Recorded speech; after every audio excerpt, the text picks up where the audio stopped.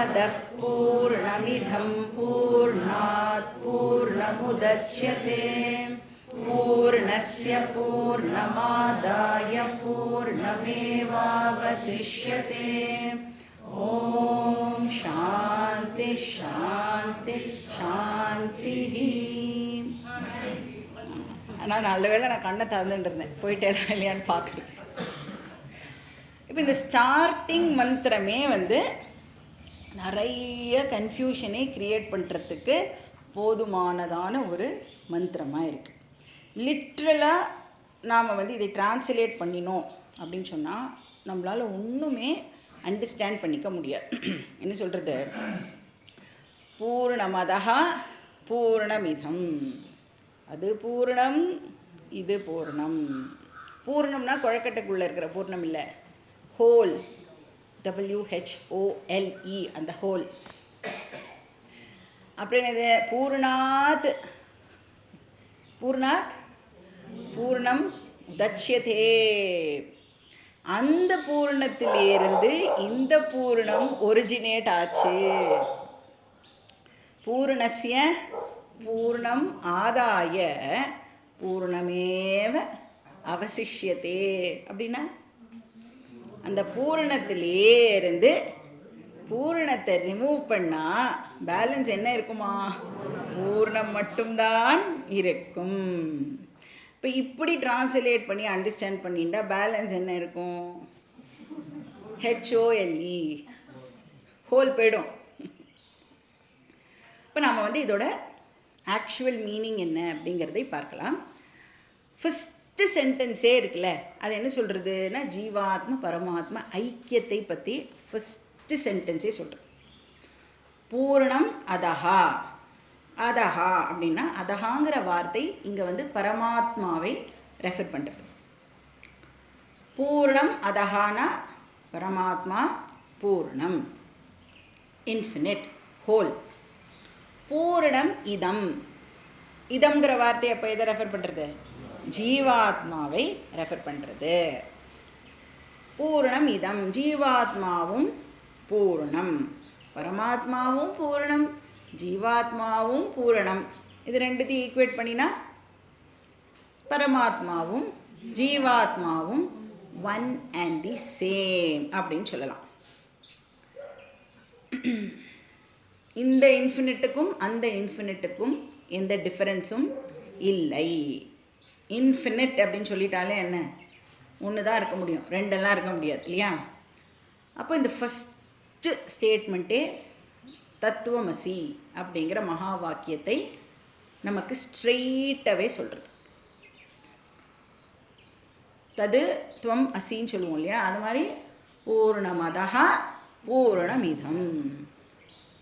பரமாத்மாவும் பூர்ணம், ஜீவாத்மாவும் பூர்ணம். தேர்ஃபோர் பரமாத்மா is equal to ஜீவாத்மா. நெக்ஸ்ட் என்னது? பூரணாத் பூர்ணம் உதட்சியதே. அந்த பூர்ணஸ்வரூப பரமாத்மாலேருந்து என்ன வருதான்?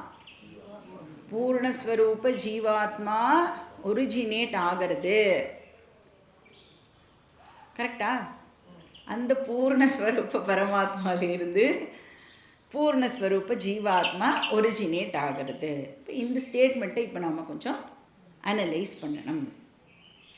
ஏன் அனலைஸ் பண்ணணும்? அப்படியே ஓகே அப்படின்னு ஏன் ஒத்துன்னு போகக்கூடாது? ரெண்டுமே பூர்ணம் இல்லை? எப்படி வந்து பூர்ண ஜீவாத்மா பூர்ண பரமாத்மாலேருந்து ஒரிஜினேட் ஆக முடியும்?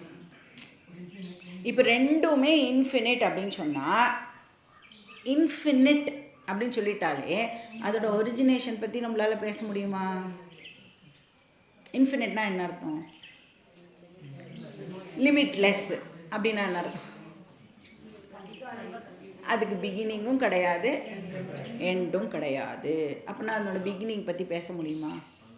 அது ஒரிஜினேட் ஆச்சு அப்படின்னு சொன்னால் ஒத்துக்க முடியுமா நம்மளால்? இல்லை, அதில் ஒரிஜினேட்டே ஆக முடியாது. அப்போ இது எப்படி ஜீவாத்மா பரமாத்மாலேருந்து ஒரிஜினேட் ஆச்சு அப்படின்னு எப்படி மந்திரம் சொல்கிறது? இப்போ இங்கே நாம் வந்து என்ன அண்டர்ஸ்டாண்ட் பண்ணிக்கணும் அப்படின்னா, இந்த ஸ்டேட்மெண்ட்டு எந்த ஸ்டாண்ட் பாயிண்ட்லேருந்து சொல்லப்பட்டிருக்கு அப்படின்னு நாம் இப்போது யோசிக்கணும். எந்த ஸ்டாண்ட் பாயிண்ட்லேருந்து சொல்லப்பட்டிருக்கு? நாமரூப ஸ்டாண்ட் பாயிண்ட்லேருந்து இந்த ஸ்டேட்மெண்ட் ஆனது சொல்லப்பட்டிருக்கு. அதோட எசென்ஷியல் நேச்சருடைய ஸ்டாண்ட் பாயிண்ட்லேருந்து சொல்லப்படலை, ஆனால் நாமரூப ஸ்டாண்ட் பாயிண்ட்லேருந்து சொல்லப்பட்டிருக்கு. ஏன்னா எசென்ஷியல் நேச்சரோட ஸ்டாண்ட் பாயிண்ட்லேருந்து ரெண்டுமே டிஃப்ரெண்ட் கிடையாது, ரெண்டுமே ஒன் அண்ட் தி சேம். அப்போ இதுலேருந்து இது உதிச்சிருக்கு, ஒரிஜினேட் ஆகியிருக்கு அப்படின்னா எந்த ஸ்டாண்ட் பாயிண்ட்லேருந்து சொல்கிறது? நாமரூப ஸ்டாண்ட் பாயிண்ட். இப்போ என்ன எக்ஸாம்பிள் இங்கே அப்போனா நம்ம ஞாபகப்படுத்திக்கணும்? Very good. அலை அண்ட் சமுத்திரம். அலையும் சமுத்திரமும் எசென்ஷியலி சேம், கரெக்டா? ஜலம்தான், ரெண்டுமே ஜலம்தான்.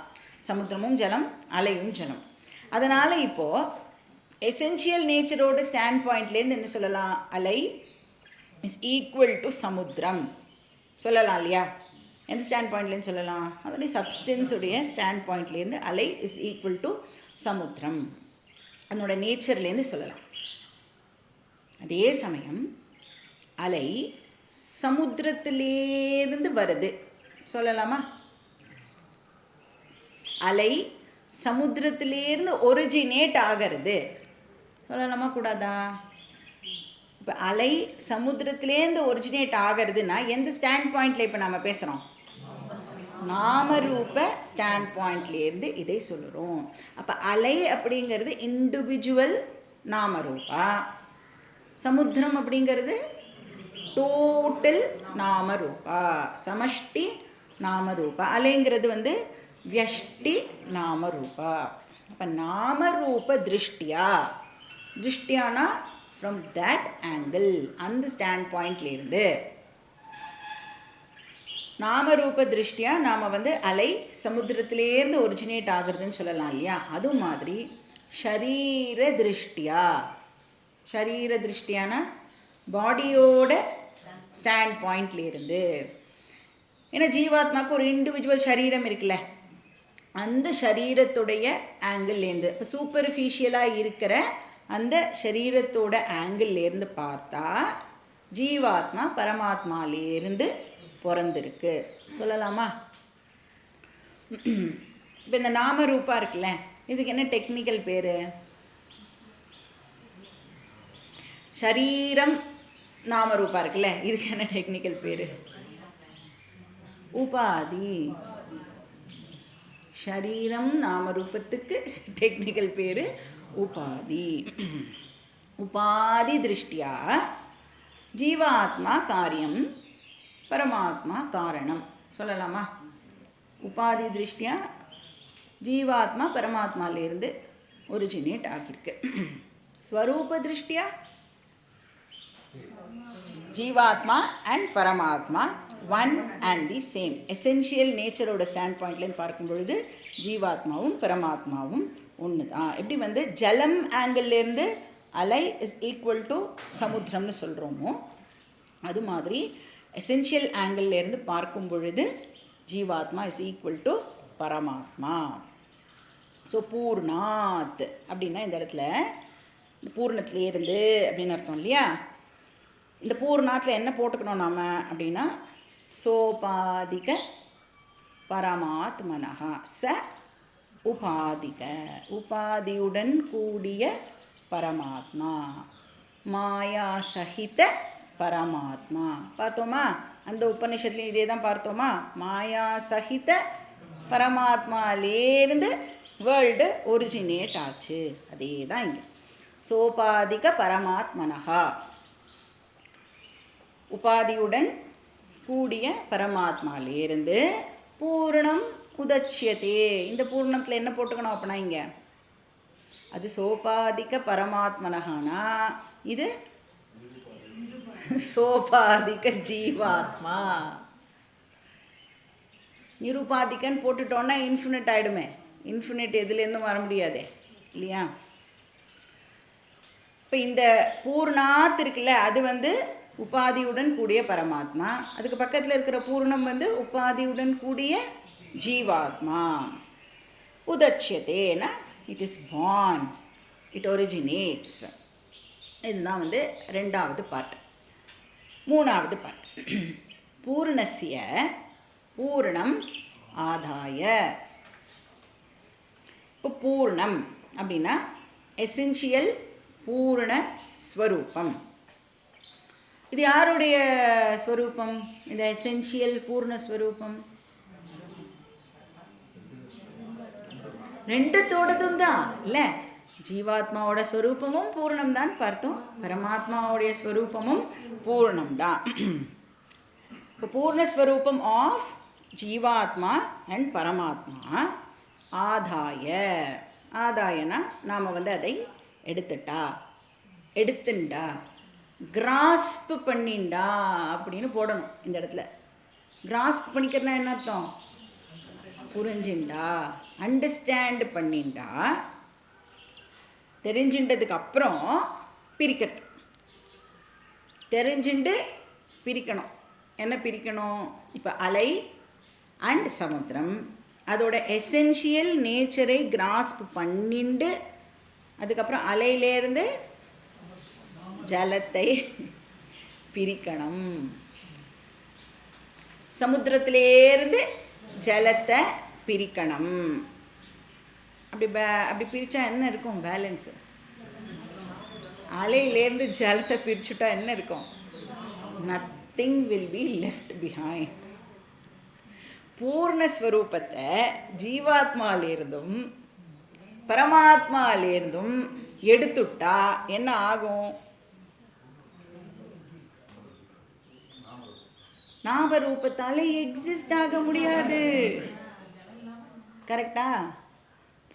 அதனோட எசென்ஷியல் நேச்சரை அந்த நாமரூபத்திலே நம்ம எடுத்துட்டோம் அப்படின்னா நாமரூபத்தால் எக்ஸிஸ்ட் ஆக முடியாது. அதுதான் இங்கே மூணாவது பார்ட்டாக சொல்லப்படுறது. ஸோ பூர்ண ஸ்வரூபம் மட்டும்தான் இருக்கு அப்படின்னு சொல்கிறது இல்லையா? பூர்ணஸ்ய பூர்ணம் ஆதாய பூர்ணம் ஏவ அவசிஷ்யத்தே. பூர்ணம் மட்டும்தான் இருக்குது அப்படின்னா எப்படி அண்டர்ஸ்டாண்ட் பண்ணிக்கணும்? அதை நாமரூபம்னு ஒன்று இல்லவே இல்லை அப்படிங்கிறத தான் இந்த சென்டென்ஸ் நம்மளுக்கு இன்டைரக்டாக மீனிங்கை கன்வே பண்ணுறது. பூர்ணஸ்வரூபம் மட்டும்தான் இருக்குது. அப்போ அந்த டிஃபரன்சஸோடு இருக்கிற நேம் அண்ட் ஃபார்ம் ஆக்சுவலாக அது எக்ஸிஸ்ட் ஆகலை அப்படின்னு சொல்கிறது. ஸ்வரூபத்தை எடுத்துட்டா உபாதியால் எக்ஸிஸ்ட் ஆக முடியாது. ஸோ அது வந்து ரியல் இல்லாததுனால அதை நாம் வந்து மித்யா அப்படின்னு சொல்கிறோம். உபாதி நாமரூபம் மித்யா. ஜீவாத்மாவோட உபாதிக்கு என்ன பேர்? ஷரீரத்ரயம். பரமாத்மாவோட உபாதிக்கு என்ன பேர்? பிரபஞ்சத்ரயம். அப்போ உபாதி மித்யா அப்படின்னு சொன்னால் ஷரீரத்ரயமும் மித்யா, பிரபஞ்சத்ரயமும் மித்யா. எது சத்தியம்? பூர்ணஸ்வரூப ஆத்மா மட்டுமே சத்தியம். டெய்லி இந்த மந்திரத்தை சாண்ட் பண்ணுறோம், ஆனால் நமக்கு இதனோட அர்த்தம் தெரியாது. இப்போ வந்து கஷ்டமாக இருக்காது, அண்டர்ஸ்டாண்ட் பண்ணிக்கிறதுக்கு ஈஸியாக தானே இருக்குல்ல. இப்போ இந்த மெசேஜை தான் நம்மளுக்கு சாந்தி பாட் கன்வே பண்ணுறது. ஜென்ரலாக சாந்தி பாட் அப்படின்னா எப்படி இருக்கும்? ப்ரேயராக இருக்கும் இல்லை? எனக்கு வந்து எல்லா அங்கங்களும் நன்னா இருக்கணும், புத்தி நன்னா இருக்கணும், ஆர்ஜவம் இருக்கணும், நான் வந்து எந்த விதமான ஆப்ஸ்டிக்கலும் இல்லாமல் இந்த உபநிஷத்தை படித்து முடிக்கணும், இப்படிலாம் இருக்கும்ல. ஜென்ரலாக ப்ரேயராக இருக்கும். ஆனால் ஈஷாவாஸ்யம் சாந்தி பாட்டு எப்படி இருக்கு? ப்ரேயர்லாம் கிடையாது, நேர டீச்சிங். இப்போ இந்த சாந்தி பாட் இப்போ நம்ம பார்த்தது 3 மெசேஜஸை வந்து கன்வே பண்ணுறது. ஒன்று வந்து ஃபர்ஸ்ட் மெசேஜ் என்னது? ஜீவாத்மா அண்ட் பரமாத்மா ரெண்டுத்தோட எசென்ஷியல் நேச்சரும் ஒன்று தான். ரெண்டாவது என்னது? ஜீவாத்மாக்கும் பரமாத்மாக்கும் காரண காரிய சம்பந்தம் இருக்கு. கரெக்டா? அப்போ என்ன சொன்னோம் நம்ம, பரமாத்மாலேருந்து ஜீவாத்மா வந்தது, சோபாதிக பரமாத்மாலேருந்து சோபாதிக ஜீவாத்மா வந்தது அப்படின்னு சொன்னால் பரமாத்மா காரணம், ஜீவாத்மா காரியம். அப்போ ரெண்டாவது மெசேஜ் என்னன்னு நாம் அண்டர்ஸ்டாண்ட் பண்ணிக்கணும், எப்படி அதை போட்டுக்கணும், ஜீவாத்மாக்கும் பரமாத்மாக்கும் காரண காரிய சம்பந்தம் இருக்கு. உபாதி திருஷ்டியா காரண காரிய சம்பந்தம் இருக்கு. ஸ்வரூப திருஷ்டியா there is no relationship because இருக்கிறது ஒன்று தான். ஏதாவது ஒன்று இருந்தால் தான் நம்மளால் சம்பந்தமே ஏற்படுத்திக்க முடியும். அப்போ நிருபாதிக திருஷ்டியா ஐக்கியம். நிருபாதிகன்னா உபாதி இல்லாத, உபாதிக, நிருபாதிக திருஷ்டியா ஐக்கியம், சோபாதிக திருஷ்டியா காரிய காரண சம்பந்தா. ஸோ வேவ் அண்ட் ஓஷன் எக்ஸாம்பிளை நாம் ஞாபகம் வச்சுக்கணும். சப்போஸ் யாராவது உங்ககிட்ட உனக்கும் பகவானுக்கும் என்ன சம்பந்தம் அப்படின்னு கேட்டால் என்ன ஆன்சர் பண்ணுவீங்க? எந்த ஸ்டாண்ட் பாயிண்ட் இருந்து அப்படின்னு கேட்கணும்ல. நீங்கள் சூப்பர்ஃபிஷியலாக கேட்குறீங்களா இல்லைன்னா எசென்ஷியல் ஆங்கிள்லேருந்து கேட்குறீங்களா அப்படின்னு கேட்கணும். கேட்குறவாளுக்கு எசென்ஷியல் நேச்சர்னு ஒன்று இருக்கான்னு தெரியுமா தெரியாதான்னு நமக்கு தெரியாது. அதனால ஜென்ரலாக என்ன பதில் சொல்லணும், எனக்கும் பகவானுக்கும் என்ன ரிலேஷன்ஷிப் இருக்கு, காரண காரிய சம்பந்தம் இருக்கு. ஒன்னஸ் பற்றிலாம் தெரியாதவகிட்ட போய் பேசக்கூடாது, சரியா? பகவான்கிட்டேருந்து நான் வந்திருக்கேன், பகவானை நான் வர்ஷிப் பண்ணுறேன், என்னை எல்லா பிரச்சனையிலேருந்தும் காப்பாற்றி விட்டுரு பகவானே அப்படின்னு நான் டெய்லி பகவான்கிட்ட போய் அழுவேன். நான் தாசகா, பகவான் சுவாமி. இப்படி சொல்லிட்டேன்னா எல்லாருக்குமே சந்தோஷமாக இருக்கும், யாருக்குமே எங்கேயுமே பிரச்சனையே ஏற்படாது. இதே கேட்குறவாளுக்கு சப்போஸ் எசென்ஷியல் நேச்சர் பற்றி தெரிஞ்சிருந்ததுன்னு வச்சுக்கோங்க, அப்போ என்ன பதில் சொல்லணும், பகவானுக்கும் எனக்கும் நோ ரிலேஷன்ஷிப். ஏன்னா essential nature one and the same. அதனால காரண காரிய சம்பந்தத்தை பற்றி நம்மளால் பேச முடியாது. மூணாவது மெசேஜ் என்ன சொல்கிறது, எசென்ஷியல் நேச்சரை தவிர, அதாவது ஜீவாத்மா அண்ட் பரமாத்மாவோட எசென்ஷியல் நேச்சரை தவிர அனாத்மான்னு ஒன்று இல்லவே இல்லை, வேறு ஒன்றுமே இல்லை. என்டையர் அனாத்மா பிரபஞ்சம் இருக்குல்ல, அதாவது ஷரீரத்ரயம் அண்ட் பிரபஞ்சத்ரயம் இஸ் மித்யா அப்படின்னு மூணாவது மெசேஜ் சொல்லப்படுறது. இந்த மூணு மெசேஜையும் நாம் கம்பைன் பண்ணினோம்னா என்ன மெசேஜ் நம்மளுக்கு கிடைக்கும், பிரம்ம சத்தியம் ஜெகன் மித்யா ஜீவோ பிரம்மைவ ந பரஹா. கார்த்தால படித்த உபநிஷத்தும் அதே தான் சொல்லித்தா, இப்போ படிக்கிற உபநிஷத்தும் அதே தான் சொல்கிறதா, நாமளே வெரிஃபை பண்ணிக்கலாம். நம்ம ஒரு உபநிஷத்தை 6 மாதத்துக்கு முன்னாடி படிச்சுட்டோ, இன்னொரு உபநிஷத்தை 10 மாதத்துக்கு அப்புறம் படித்தோன்னா ஞாபகம் இருக்காது.